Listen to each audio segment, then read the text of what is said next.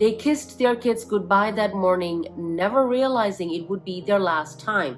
By the time they returned, they were met with unimaginable, unthinkable horror which had befallen their kids.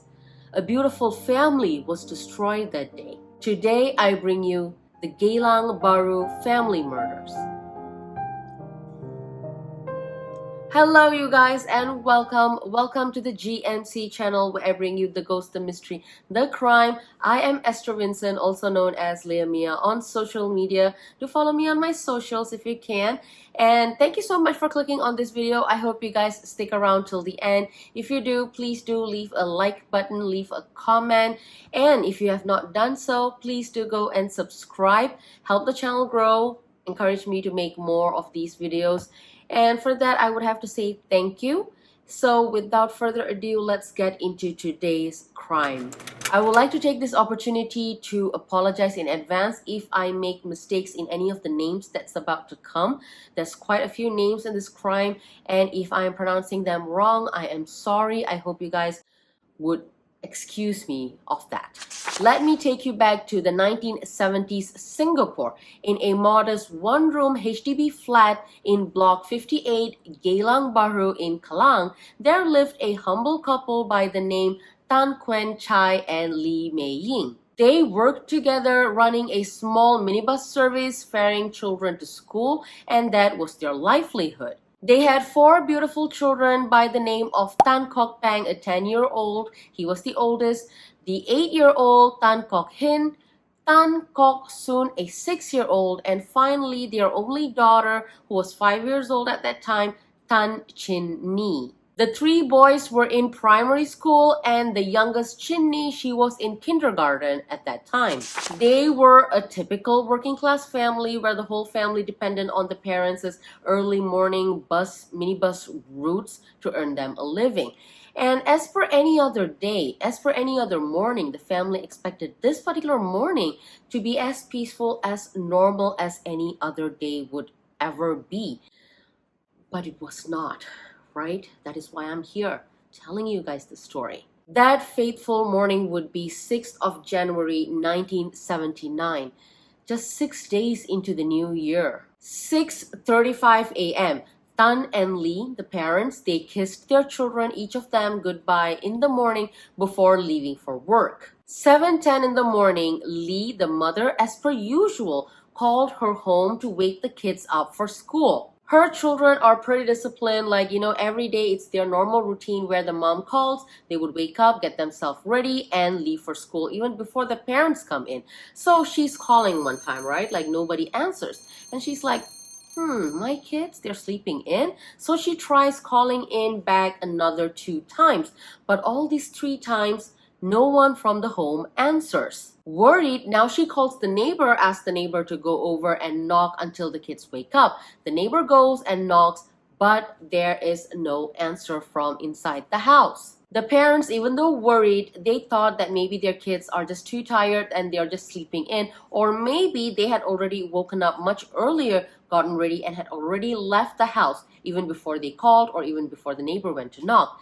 Still, at the back of their mind, they just felt that something was off. By 10 a.m., they were done with their job and they returned home just to meet with the horror that's awaiting them. What greeted them was just unthinkable. In the bathroom, behind the locked doors of their one-room HDB flat, their 4 children laid dead, their bodies piled on top of each other, cut, slashed, blood everywhere. It was a nightmare beyond comprehension. The description of the victims were horrifying. Each child had at least 20 slashes all over. The eldest, Tan Kok Peng, he had his right arm almost completely severed off his body.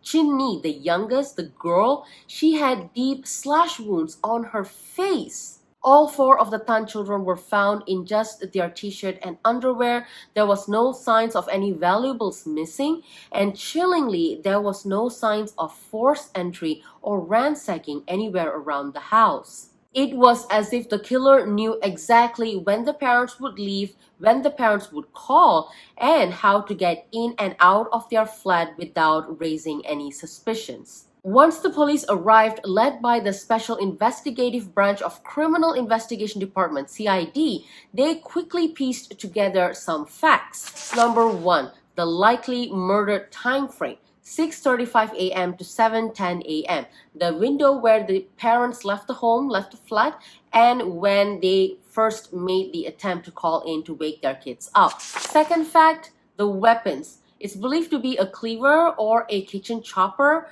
I think it's the one that they used to cut meat.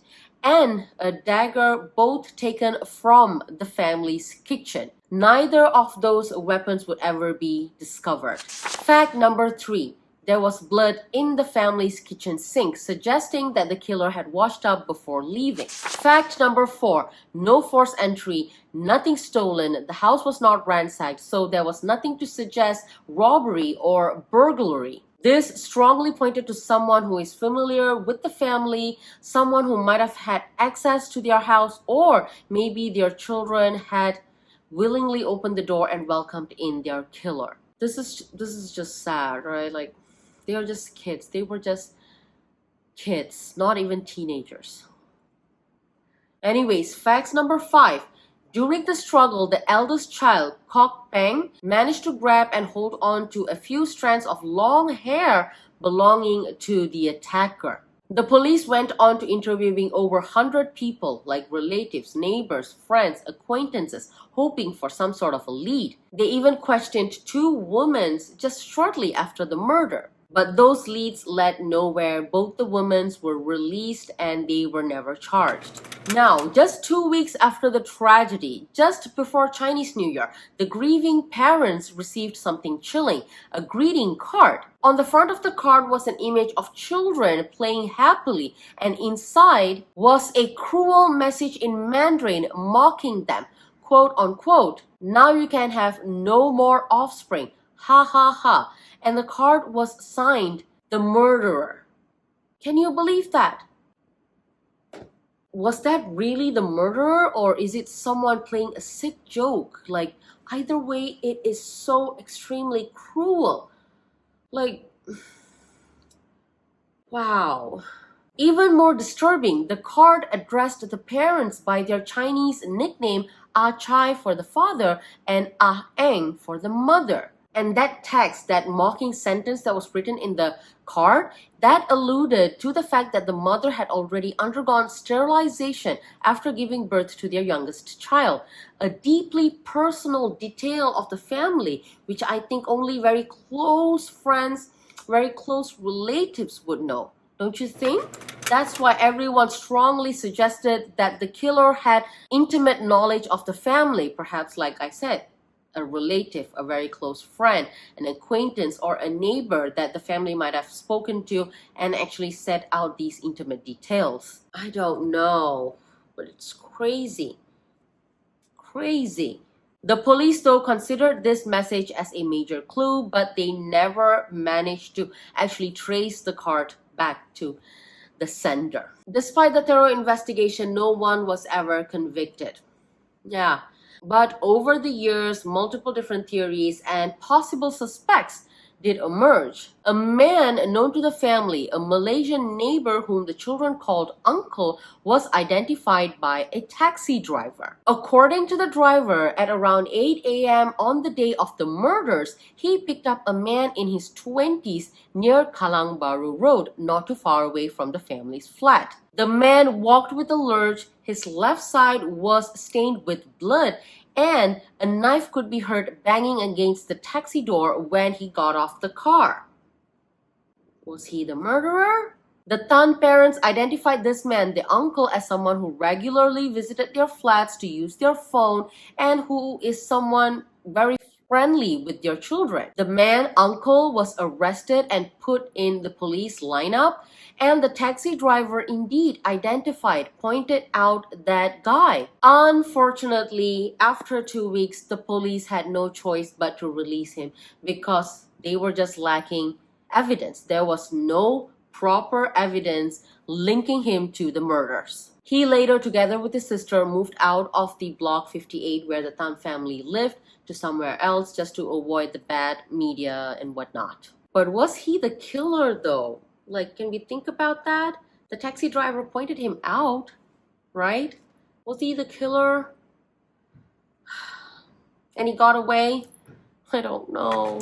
Another theory out there that says that the murders may have been linked to a dispute over an informal gambling or a savings scheme. A tontine? Is that how they pronounce it? A tontine? I didn't know what a tontine was, so I googled it up.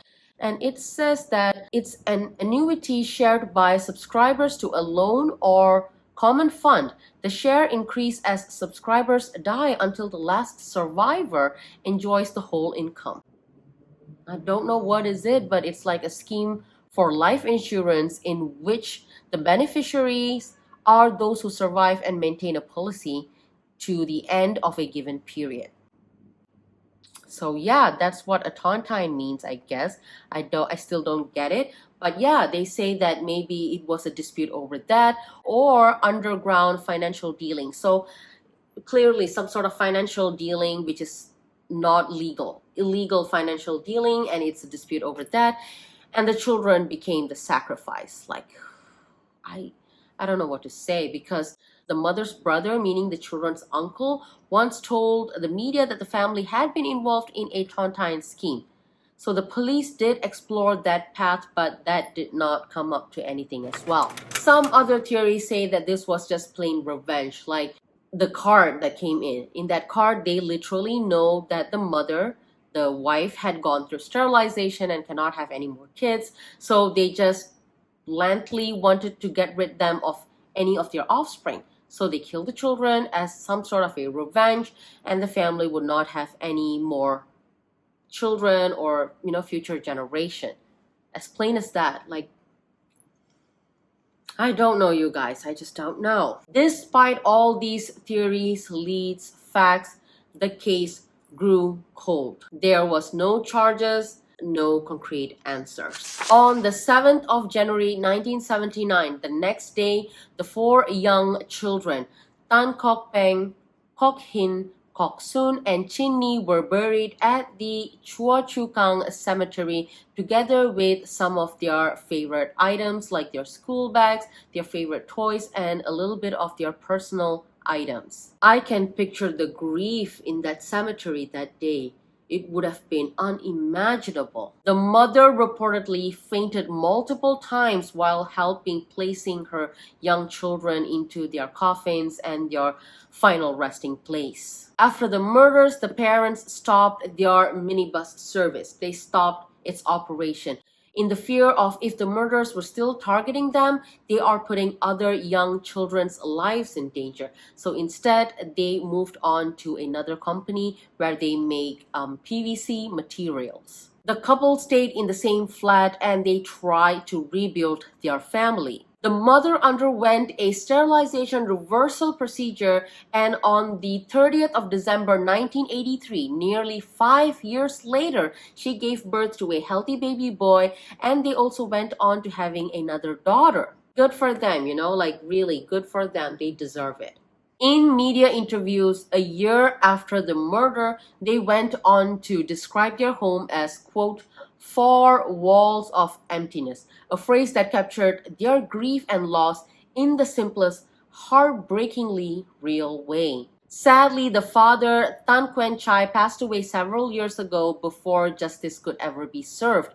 The mother, Lee Mei Ying, as of latest report, is still alive, elderly, and living with her grandson. In 2021, more than 40 years after the murders, a neighbor came forward with a new information and contacted the Crime Library Singapore. Crime Library Singapore is a volunteer-run organization started back in 2000 by a policeman who went through his own crime trauma as well. So CLS then appealed to anyone who lived in Block 58 back in the days when the murder happened to come forward with any forgotten clues that they might have.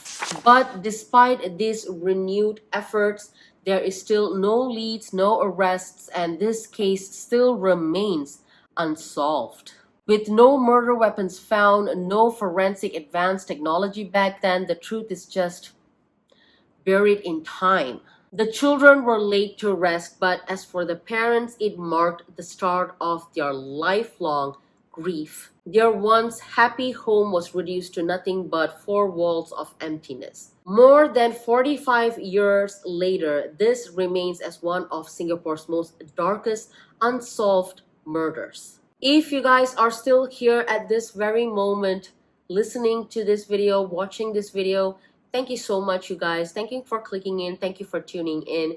I really appreciate you guys. If you guys liked it, please do press on the like button, leave a comment, and subscribe if you have not done so. It will really help the channel to grow, encourage me to make more of these crimes, ghost or mystery stories. If you have the time to spare, please click on my next video that might be popping up at any time.